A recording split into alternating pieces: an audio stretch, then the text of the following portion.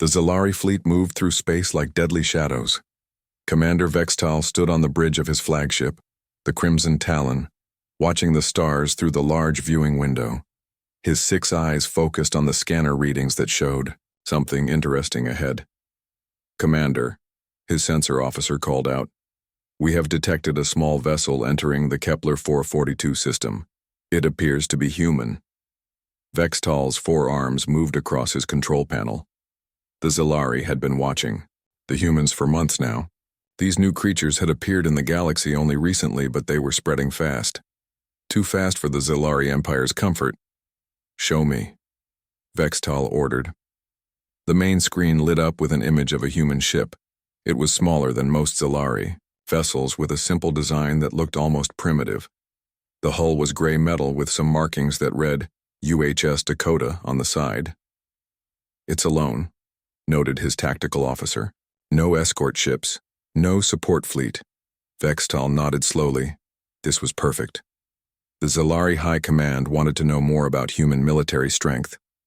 They had heard rumors, but rumors were not facts. A single human ship would give them the answers they needed. "Open a channel to the human vessel," Vextal commanded. The communication screen flickered to life. A human appeared on the screen. He had brown hair and looked young for a ship captain. His uniform was simple blue with some metal badges on his chest. "This is Captain Jake Morrison of the UHS Dakota," the human said. His voice was calm and friendly. "We're on a routine patrol mission. Can we help you with something?" Vextal studied the human's face. These creatures were strange. They had only 2 eyes, 2 arms, and their skin was pale pink instead of the proper purple color of civilized beings. But they had built starships and traveled between planets, so they could not be completely primitive. "I am Commander Vextal of the Zalari Empire," he replied. "You have entered a disputed system. State your business here." Captain Morrison smiled. It was an odd expression that showed his white teeth. "We're just passing through on our way back to Earth. We've been mapping some star systems out here. Nothing dangerous or hostile. Would you like to see our navigation logs?" The human's casual attitude surprised Vextal. Most species showed fear or aggression when they met a Zalari war fleet. This human acted like they were having a normal conversation between friends. "That will not be necessary," Vextal said. "But I must inform you that this system is under Zalari protection. Human ships should avoid this area in the future." "Understood," Morrison replied. "We'll make a note in our charts." "No problem at all." The communication ended. Vextal turned to his officers. They were all looking at him with confusion. "Commander," his tactical officer said, "the human ship is not leaving. They're continuing on their original course." Vextal felt anger rise in his chest. These humans clearly did not understand Zalari power. They needed to be taught a lesson about respecting superior civilizations. "Prepare to scan their vessel," he ordered. "I want a complete tactical analysis. Let's see what kind of weapons and defenses this little human ship really has." His science officer, a thin Zalari named Korthak, began working at his station. "Beginning deep scan now, Commander. This should only take a few minutes." The Crimson Talon's powerful sensors reached out toward the human ship. Zalari scanning technology was the best in the galaxy. They could see through any hull, analyze any engine, and detect any weapon system. No species had ever been able to hide their true capabilities from a Zalari deep scan. "Commander," Korthak said, his voice sounding strange, "I'm getting some unusual readings." "What kind of unusual?" Vextal asked. "The energy output from their main engines is very high, much higher than expected for a ship that size." Vextal walked over to look at the scanner display. Numbers and graphs showed various readings from the human ship. "How high?" "About 3 times what our own cruisers produce," Korthak replied. "But that's not the strange part." "Continue." "Their weapon systems, Commander. The energy signatures are enormous. I'm reading fusion torpedo launchers, particle beam arrays, and some kind of plasma cannon system that I don't recognize." Vextal stared at the screen. "That's impossible. The ship is too small to carry that much firepower." "I'm double-checking the readings," Korthak said, his hands moving quickly over his controls.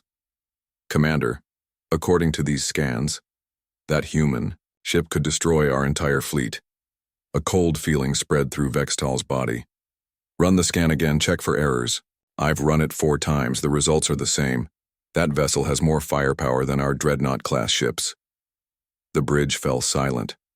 Every officer was staring at the scanner readings. The small human ship that looked so harmless was actually a weapon of incredible power. "Commander," his communications officer said quietly, "the human ship is sending us another message." "Put it on screen." Captain Morrison appeared again. He still had that friendly smile on his face. "Commander Vextal, our sensors detected that you were scanning our ship. That's perfectly fine, but I wanted to let you know that we'll be leaving the system now. We don't want to cause any problems for your fleet." "Captain Morrison," Vextal said slowly, "your ship appears to be heavily armed." Morrison looked puzzled. "Armed? Well, yes, we have standard defensive systems. This is military space after all. Pirates and hostile aliens are always a concern, but don't worry, we're not looking for trouble." "Standard defensive systems? Sure, nothing special. Just the basic equipment that comes on all our patrol ships." Morrison paused. "Is there a problem?" Vextal didn't know how to respond. If this was standard equipment for human patrol ships, what did their actual warships carry? "No problem," Vextal managed to say. "Safe travels, Captain." The communication ended. The human ship began moving away, its engines glowing brightly, as it prepared to jump to faster than light speed. In seconds, it was gone. Vextal stood in the quiet of his bridge, thinking about what they had discovered. The humans called this a patrol ship with standard equipment, but it could easily destroy the most powerful vessels in the Zalari fleet. "Commander," Korthak said, "should I send this data to High Command?" "Yes," Vextal replied. "Send everything, every reading, every scan result, every detail. Sir, they might not believe it." Vextal looked at the empty space where the human ship had been. "Then we'll have to convince them. Because if that was just a standard human patrol ship, we need to know what their real warships look like." He turned to his navigation officer. "Set course for home, maximum speed." As the Crimson Talon turned away from the Kepler 442 system, Vextal wondered if the Zalari Empire had made a terrible mistake. They had assumed that humans were a weak, new species that could be easily controlled or conquered. But the scan results suggested something very different. If the humans had ships like the Dakota patrolling empty space, what kind of forces were protecting their homeworlds? What weapons did they have in their main fleets? And most importantly, did they know how powerful they really were? These questions would keep Vextal awake for many nights to come. 3 months had passed since Commander Vextal's encounter with the human ship Dakota. The Zalari High Command had read his report with great interest, but many of the leaders thought he had made mistakes. They believed the human ship was just an unusual prototype, not a normal patrol vessel. "One ship does not tell us about an entire military," High Admiral Zephyrin had said during the council meeting. "We need more information about human capabilities." That was why Kethra now found herself standing in the docking bay of Mars Orbital, Station 3. She wore a disguise that made her look like a Centauri trader, a species that humans trusted for business deals. Her real Zalari features were hidden under synthetic skin and fake eyes. The station was massive, floating in space above the red planet that humans called Mars. Hundreds of ships moved around it like insects around a bright light. Most were cargo, vessels and passenger transports, but Kethra could see military ships too. They looked simple and basic, just like the Dakota had appeared to Vextal. "Welcome to Mars Station," a human security officer said as she walked through the entrance scanner. "First time here?"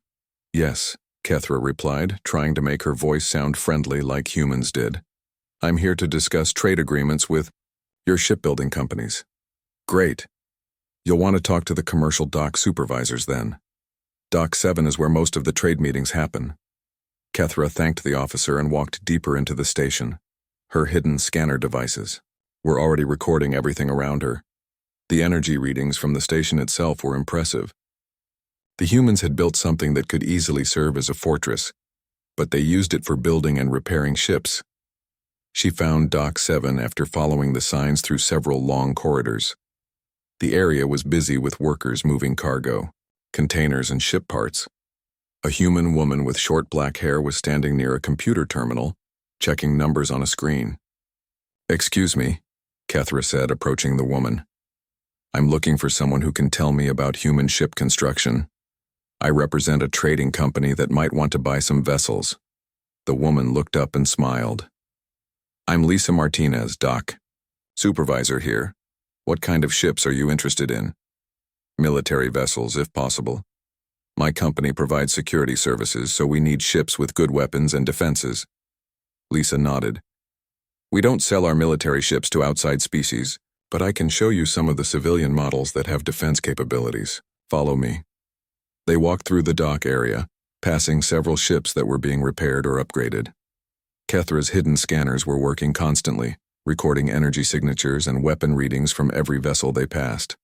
"That's the merchant ship Golden Eagle," Lisa said, pointing to a medium-sized vessel.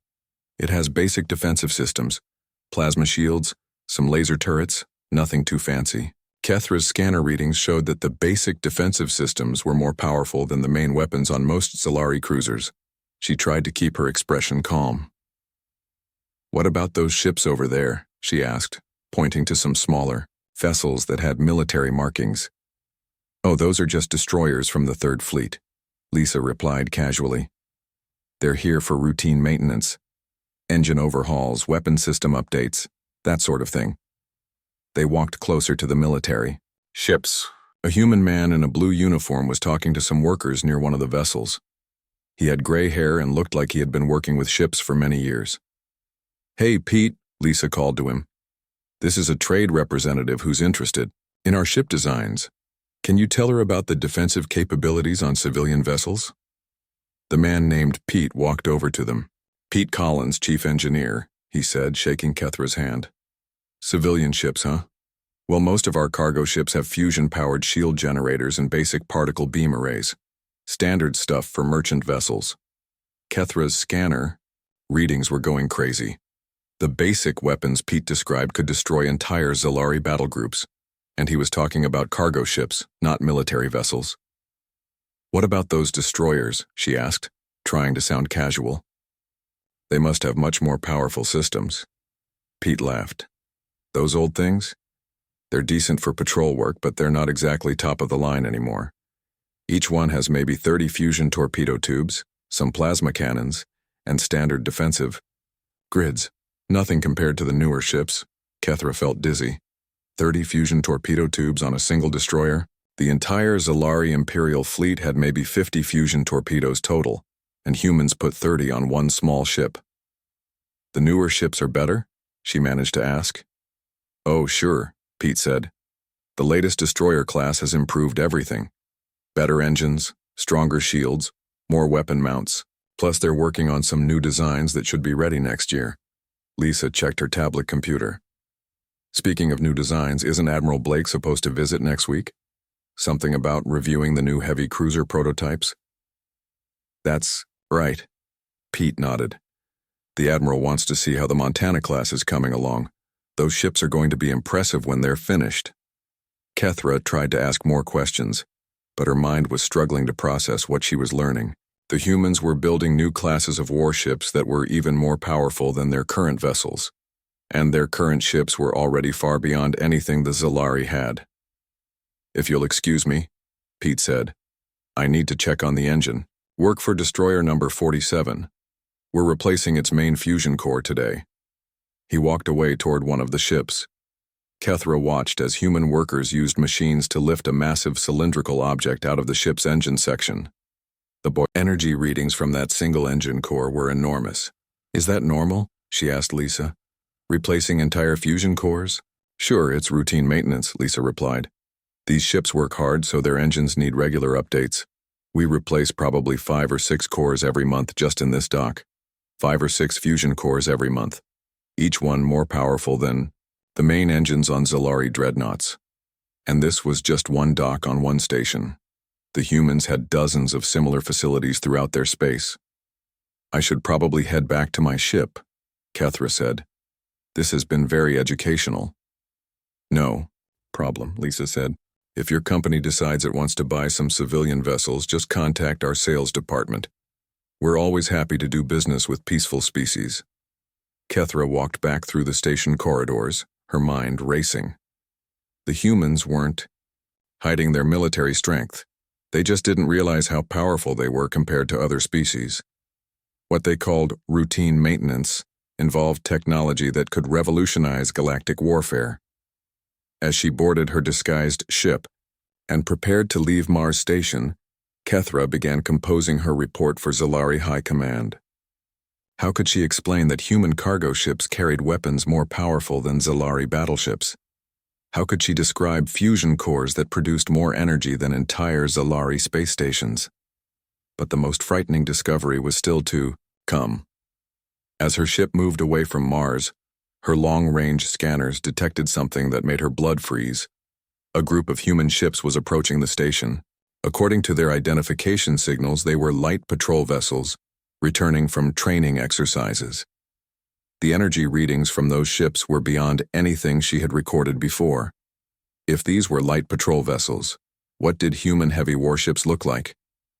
Kethra set course for Zalari space, knowing that her report would change everything. The humans weren't just more advanced than anyone had realized. They were so far ahead that the comparison was meaningless. The Zalari Empire thought they were a major galactic power, but they were children playing with toys compared to human military technology. And the humans didn't even seem to know it. Fleet Admiral Morthak stood on the command bridge of his super dreadnought, the Void Render. Around him, his officers worked quietly at their stations, preparing for what would be the most important mission in recent Zalari history. The massive ship moved through space like a dark mountain, its weapons ready and its shields at full power. "Sir," his communications officer reported, "we are approaching the edge of human space. All fleet units are in position." Morthak nodded. Behind his flagship, 23 other Zalari warships followed in perfect formation. This was the largest battle fleet the Empire had assembled in 50 years. Surely the humans would understand the message when they saw such overwhelming force. The reports from Commander Vextal and Agent Kethra had been disturbing, but Morthak believed they were exaggerated. No species could be as militarily advanced, as those reports suggested. The humans were new to space travel. They had only been building starships for a few decades while the Zalari Empire had ruled the stars for centuries. "Admiral," his sensor officer called out, "human patrol ships are approaching our position." "How many ships?" Morthak asked. "Just one, sir." Morthak felt satisfied. One ship against his entire fleet. The humans clearly understood who had the superior force here. They were sending a single vessel to negotiate their surrender or retreat. "Put the human ship on the main screen," he ordered. The viewing screen showed a human vessel approaching, slowly. It looked similar to the Dakota that Vextal had encountered, but slightly larger. The hull was painted dark blue with white markings that read UHS Nevada along the side. "Sir, the human ship is requesting communication." His communications officer reported. "Open the channel." A human appeared on the screen. He had brown hair with some gray streaks and wore a blue uniform with gold markings on the shoulders. His expression was calm and professional. "This is Captain Ryan Foster of the UHS Nevada," the human said. "You have entered human territorial space with a large military force. I need to ask you to withdraw immediately." Morthak almost laughed. This single human ship was ordering his entire fleet to leave. The audacity was incredible. "I am Fleet Admiral Morthak of the Zalari Imperial Navy," he replied. "You are in no position to make demands. Your single ship faces the might of 24 Zalari warships, including the super dreadnought Void Render." Captain Foster looked puzzled. "Sir, I think there might be some misunderstanding. This is human space, clearly marked on all galactic charts. You need to withdraw your fleet immediately." "Human," Morthak said with anger in his voice. "Look at your scanners, count my ships. Do you really think one vessel can challenge an entire battle fleet?" "Sir," Foster replied, "I'm not challenging anyone. I'm politely asking you to leave our territory. If you refuse, I'll have to file a formal complaint with the Galactic Council." The human's casual attitude was infuriating. Morthak decided to show this arrogant captain exactly what Zalari power looked like. Tactical officer, he commanded. Perform a full scan of the human ship. I want detailed readings on their weapons, shields, and engine output. Yes, sir. Beginning deep scan now. The Void Render's massive sensor arrays focused on the Nevada. Zalari scanning technology was the most advanced in the galaxy. In minutes, they would have complete data on the human ship's capabilities. Admiral, his tactical officer said, his voice sounding strange. You should see these readings. Morthak walked over to the tactical station. The screen showed numbers and graphs representing the Nevada's systems. For a moment, he couldn't understand what he was seeing. These readings are wrong, he said. Check the sensors. I've checked them 3 times, sir. The readings are accurate. Morthak stared at the data. According to the scans, the human ship's main weapons could destroy his super dreadnought with a single shot. Its defensive shields were stronger than the armor on 6 Zalari battleships combined. Its engines produced more power than his entire fleet. This is impossible, he whispered. Sir, his sensor officer called out. The human ship is moving closer. On the main screen, Captain Foster was still waiting for a response. He looked patient, like someone dealing with a minor inconvenience. Admiral Morthak, Foster said, I've been waiting for your reply. Are you going to withdraw your fleet from human space? Morthak's mind raced. If the scan readings were correct, his entire battle fleet was facing a single ship that could destroy them all without effort. But how was that possible? Captain Foster, Morthak said slowly, your ship appears to be heavily armed. Foster looked surprised. Heavily armed? Not really, sir. The Nevada is just a heavy cruiser. We have standard defensive systems, nothing special. Standard defensive systems? Yes, sir. Basic particle beam batteries, some torpedo tubes, regular shield generators, standard equipment for patrol duty in this sector. Morthak felt cold fear creeping through his body. If this was standard equipment, what did human battleships carry? Captain, Morthak asked carefully, what class of ship is the Nevada? Like I said, she's a heavy cruiser, about middle of the line for our fleet. We have smaller ships for scouting and bigger ships for serious military operations. Bigger ships for serious military operations. Morthak's hands began to shake. Admiral, his communications officer whispered, should I contact High Command? Before Morthak could answer, Foster spoke again. Sir, I'm required to inform you that if your fleet doesn't withdraw in the next 10 minutes, I'll need to call for backup. Command doesn't like foreign military forces in our territory. Backup? Morthak asked. Yes, sir. There's a patrol group about 30 minutes away. They can be here quickly if needed. A patrol group. More human ships with weapons that could destroy entire Zalari fleets. Morthak made his decision. Captain Foster, he said, there has been a misunderstanding. My fleet was conducting navigation exercises near the border. We will withdraw immediately. Foster smiled. That's great, sir. Sorry for any confusion. These border areas can be tricky to navigate. Indeed, Morthak replied. We apologize for the intrusion. No problem at all. Safe travels, Admiral. The communication ended. Morthak turned to his navigation officer. Set course for home. Maximum speed. Sir? His tactical officer asked. What about our mission? The mission is over, Morthak said quietly. We're leaving now. As the Zalari fleet turned away from human space, Morthak watched the Nevada on his screen. The human ship stayed in position, calmly monitoring their departure. Its weapons remained powered down, its shields at normal levels. Captain Foster probably didn't even realize that his single ship had just forced the most powerful Zalari fleet in history to retreat. Admiral, his science officer said, should I send the scan data to High Command? Morthak thought about the readings they had gathered. A human heavy cruiser with standard equipment had weapons that could destroy super dreadnoughts. What would the Zalari leadership do with that information? Send everything, he ordered. Every scan, every reading, every detail. Sir, they might not believe it. Morthak looked at the data one more time. The numbers were so far beyond Zalari capabilities that they seemed like science fiction. Then we'll have to convince them, he said.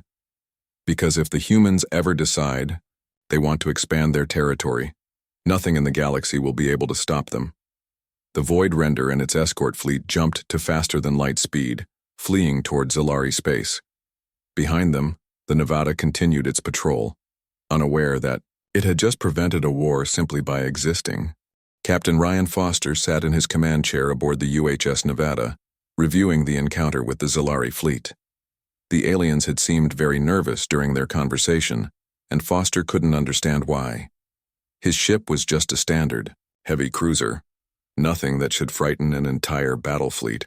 "Captain," his communications officer said, "we're receiving a priority message from Admiral Morthak. He's requesting permission to come aboard for a diplomatic discussion." Foster looked up with surprise. "He wants to come aboard our ship?" "Yes, sir. He says he wants to discuss improving relations between humans and the Zalari Empire." Foster thought about it for a moment. The Zalari had withdrawn their fleet without any trouble, and they seemed interested in peaceful talks. Maybe this could help prevent future misunderstandings. "Tell Admiral Morthak he's welcome aboard," Foster said. "Have the crew prepare the main conference room." 2 hours later, a small Zalari shuttle docked with the Nevada. Admiral Morthak stepped through the airlock, followed by a younger officer who must be his aide. Foster was waiting to greet them in the docking bay. The Zalari were tall creatures with purple skin and 4 arms. Admiral Morthak wore an elaborate uniform covered in medals and ribbons. His 6 eyes looked around the docking bay with great interest. "Welcome aboard the Nevada," Foster said, extending his hand in the human greeting gesture. "I'm Captain Ryan Foster." Morthak carefully shook Foster's hand with one of his 4 arms. "Thank you for receiving us, Captain. This is my aide, Commander Valana." Foster led his guests through the ship's corridors toward the conference room. Along the way, they passed crew members going about their normal duties. The humans nodded politely to their alien visitors, but didn't seem particularly impressed or worried. "Your crew seems very relaxed," Morthak observed. "Why wouldn't they be?" Foster asked. "We're not at war with anyone. This is a peaceful patrol mission." They entered the conference room, where Foster had arranged for some refreshments to be available. As they sat down, Morthak's aide was looking around with wide eyes at the ship's interior. "Captain Foster," Morthak began, "I must ask you about your ship's capabilities. Our scans showed some very impressive readings." Foster nodded. "Sure. What would you like to know?" "The Nevada's a good ship, but nothing too special. Our tactical analysis suggested your weapon systems are quite powerful." "Well, we have the standard armament for a heavy cruiser," Foster replied. 12 particle beam batteries, 40 fusion torpedo tubes, some plasma cannon arrays. Basic defensive equipment." Morthak's aide made a choking sound. The Admiral placed a calming hand on her shoulder with one of his arms. 40 fusion torpedo tubes?" Morthak asked carefully. "That's right. The newer ships have more, but the Nevada's getting a bit old. She was built about 8 years ago."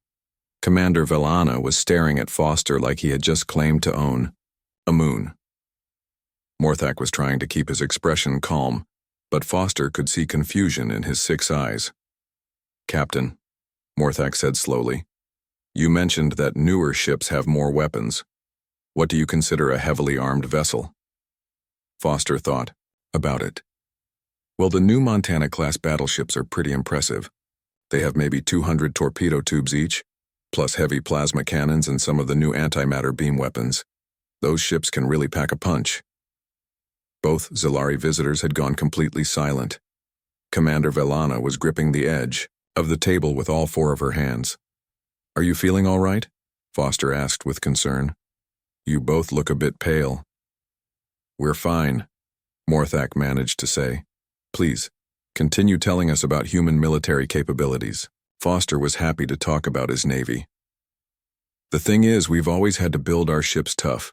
Humans have been fighting wars for thousands of years, so we know how to make weapons and defenses. Even our cargo ships have decent shields and guns because space can be dangerous." "You arm your cargo ships?" Valana asked, speaking for the first time. "Of course," Foster replied. "Pirates, hostile aliens, space monsters. You never know what you might run into out here."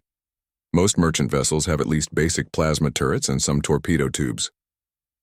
Just then, Foster's communications officer called from the bridge. "Captain, we have some crew members here who want to say hello to our visitors." "Send them in," Foster said. 3 human crew members entered the conference room. Foster introduced them as Weapons Officer Danny Kim, Navigation Officer Amy Rogers, and Engineering Chief Mike Thompson. "This is really exciting," Amy said with a bright smile. "We don't get many alien visitors out here in patrol territory." "Patrol territory?" Morthak asked. "Sure," Danny explained. "This whole sector is pretty quiet. We mostly just watch for smugglers and pirates. Nothing too dangerous happens here." "What would you consider dangerous?" Villana asked weakly. Mike Thompson laughed. "Well, if we ran into actual enemy warships, we'd probably call for backup. The Nevada's just a cruiser. For real fighting, you need proper battleships or maybe a dreadnought." "You have dreadnoughts?" Morthak asked. "Oh yeah," Mike said. "Big ships with massive weapons. They're mainly used for protecting Earth and our major colonies. We don't usually send them on patrol missions like this." Amy checked her tablet computer. "Speaking of backup, Captain, we just received a message from Command. The patrol group from Sector 7 is going to swing by here tomorrow on their way to the Vega system." "That's nice," Foster said. "It'll be good to see some friendly faces." "How many ships in a patrol group?" Morthak asked, his voice sounding strained. "Usually about 6 or 8 ships," Danny replied. "Mix of cruisers and destroyers. Standard. Patrol formation." Foster noticed that his alien guests were looking more and more uncomfortable. "Are you sure you're feeling all right? You both look worried about something." "Captain Foster," Morthak said carefully, "may I ask what you would do if your ship faced a large enemy fleet?" "Well, that would depend on the situation," Foster replied. "If it was a really big fleet, I'd probably try to avoid fighting and call for reinforcements. The Nevada's a good ship, but she's not designed to take on entire fleets by herself. But what if you had to fight?" Foster shrugged. "I guess we'd do our best. Our weapons are pretty effective, and our shields can take a lot of punishment. But honestly, if someone sent a whole fleet against one cruiser, they must be planning something. Really serious." "Really serious," Morthak repeated quietly. Commander Villana leaned over and whispered something in her admiral's ear. Morthak nodded and stood up from his chair. "Captain Foster, thank you for your hospitality," he said. "This has been very educational, but I think we should return to our ship now." "So soon?" Foster asked. "You're welcome to stay for dinner. Our cook makes excellent Earth food. Thank you, but we must leave. We have urgent reports to send to our high command." Foster walked his guests back to the docking bay where their shuttle was waiting. As they prepared to leave, Morthak turned back to him. "Captain, one last question. Do humans consider themselves a military power in the galaxy?" Foster thought about it. "Not really. We're pretty new to space travel compared to species like yours. We mainly just want to explore, trade, and make friends with other civilizations. Why do you ask?" "Just curious," Morthak replied. "Thank you again for your time." As the Zalari shuttle departed, Foster returned to his bridge. His crew was going about their normal duties, completely unaware that they had just given 2 alien officers nightmares about human military strength. "Captain," Amy said, "the aliens seem pretty nervous. Do you think there's some kind of problem?" Foster looked out at the stars through the bridge windows. "I'm not sure. Maybe they're just not used to dealing with humans yet. We probably seem pretty strange to them." If only he knew how right he was. High Admiral Zephyron sat in the emergency council chamber on the Zalari homeworld, reading Admiral Morthak's report for the 5th time. Around the curved table, the most powerful leaders of the Zalari Empire were gathered in urgent session. The silence in the room was heavy and frightening. "This cannot be accurate," Defense Minister Kolran said finally. "No species can possess such military power without conquering the entire galaxy." "I have reviewed all the scanner data personally," Morthak replied via the communication screen. "The readings are correct. That single human ship could have destroyed my entire fleet." Zephyron placed the report on the table. 3 separate encounters with human vessels. 3 times the Zalari had discovered weapons and technology that made their own military look like children playing with toys. Intelligence Director Yethka, Zefron said, "What is your assessment?" The thin Zalari female activated her holographic display. Based on all available data, the humans appear to be the most militarily advanced species in known space. Their patrol ships carry more firepower than our dreadnoughts. Their cargo vessels have better defenses than our battle cruisers. But they show no signs of aggressive expansion, Foreign Minister Vaxtel pointed out. They trade peacefully with other species. They follow galactic laws. They even apologize when their ships enter disputed territory. That may be the most frightening thing of all, Zephyrin said quietly. They don't seem to realize how powerful they are. Just then, an aide rushed into the chamber. "Oh, hi, Admiral. Urgent message from our long-range monitoring station. The humans are conducting military exercises near their home system." "Show us," Zephyrin ordered. The main display screen lit up with sensor readings from the Sol system. Energy. Signatures from dozens of human ships filled the screen. The numbers were so high that the display computer kept recalculating them. "This is what humans call a training exercise," the aide explained. "Our sensors are detecting energy outputs greater than our last 3 major fleet battles combined." Defense Minister Kolran stared at the readings. "How many ships are participating?" "Approximately 80 vessels, sir.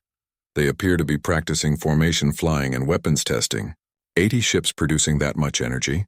Vaxtel whispered. "What would happen if they brought their entire fleet together?" No one in the chamber wanted to answer that question. "Hi, Admiral," the aide continued. "There's more. A human diplomatic fleet is requesting permission to enter Zalari space. They want to establish formal relations between our governments." Zephyron felt his heart beating faster. "How many ships in this diplomatic fleet?" 13 vessels, sir. The lead ship identifies itself as the UHS Montana. Morthak's voice came through the communicator with obvious fear. "Hi, Admiral. The Montana is one of their new battleship-class vessels. If Captain Foster was telling the truth, that ship has weapons that could level our capital city." "Diplomatic fleet," Zephyron repeated. "They're bringing battleships as diplomatic escorts." "Sir," the aide said, "the human fleet commander is requesting communication. He says they come in peace." Zephyron looked around the table at his fellow leaders. The Zalari Empire had 2 choices: try to fight a species that could destroy them without effort, or attempt to negotiate with beings so powerful they didn't even realize their own strength. "Open the communication channel," he decided. Screen showed a human in a blue military uniform. He had short gray hair and calm eyes. Behind him, other humans worked at control stations that looked simple but probably controlled weapons beyond Zalari imagination. "Greetings," the human said with a friendly smile. "I am Admiral Nathan Cruz of the United Human Space Navy. We're here to discuss establishing peaceful relations between our peoples." "I am High Admiral Zephyron of the Zalari Imperial Council," Zephyron replied carefully. "Welcome to our territory, Admiral Cruz." "Thank you. I hope our arrival with a military escort doesn't seem threatening. Command wanted to make sure our diplomatic mission had appropriate protection for the journey." "Appropriate protection. 13 warships that could probably conquer the entire Zalari Empire." "Not threatening at all," Zephyron managed to say. "May I ask about your fleet composition?" Of course. We have the battleship Montana as our flagship, 4 heavy cruisers, 6 destroyers, and 2 support vessels. Pretty standard for a diplomatic mission to this part of the galaxy. Standard for a diplomatic mission. The humans considered this level of overwhelming force to be normal for peaceful negotiations. "Admiral Cruz," Zephyron said, "our 2 species have had some previous encounters. We are very interested in establishing good relations." "That's wonderful to hear. Humanity is always eager to make new friends among the stars. We believe that peaceful cooperation benefits everyone." Defense Minister Kolran leaned forward. "Admiral, may I ask about human military capabilities for our security assessment records?" Cruz looked puzzled. "Military capabilities? Well, we have a decent navy for protecting our territory and trade routes. Nothing too impressive compared to older galactic civilizations like yours. Nothing too impressive, Colran repeated weakly. Right. We've only been building starships for about 50 years. I'm sure species like the Zalari have much more experience with space warfare. Foreign. Minister Vaxtel spoke up. Admiral, what would humans do if another species threatened your territory? Well, we'd try diplomacy first, of course. But if someone actually attacked human colonies or ships, we'd have to respond appropriately. The Navy's job is to protect human citizens. Respond appropriately, Zephyron said. Zephyron, what would that involve? Standard fleet operations. Deploy enough ships to handle the threat, establish space superiority, protect our people. Basic military doctrine that any species would follow. The Zalari leaders exchanged looks. Human, basic military doctrine, would involve deploying fleets that could destroy entire star systems. Admiral Cruz, Zephyron said carefully, the Zalari Empire would very much like to sign a peace treaty with humanity. Cruz smiled broadly. That's fantastic. Peace treaties are exactly what we hope to accomplish with this mission. Humanity believes strongly in solving problems through negotiation rather than conflict. Yes, Zephyron agreed quickly. Negotiation is much better than conflict. Excellent. I'll have our diplomatic team prepare the treaty documents. Is there anything specific the Zalari Empire would like included in the agreement? Zephyron thought about it. What did the Zalari want? Survival, mainly. Perhaps we could include agreements about territorial boundaries, he suggested, and mutual defense provisions.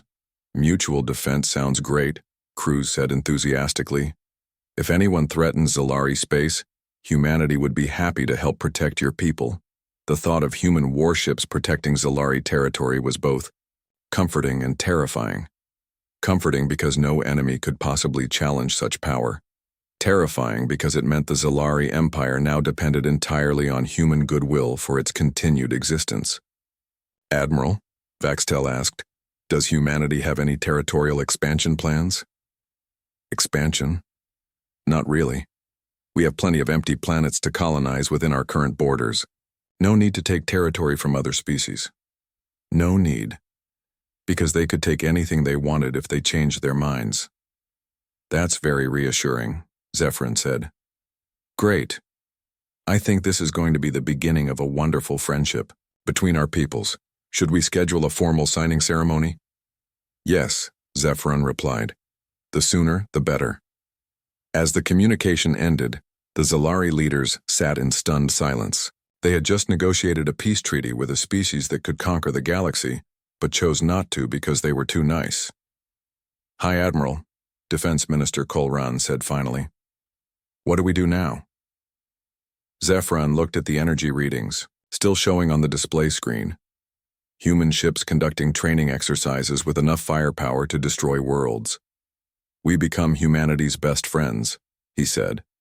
We trade with them, we learn from them, and we pray to all the gods that they never get angry with us. And if other species threaten humanity, Vaxtel asked. Then we help defend our new human friends, Zephyron replied.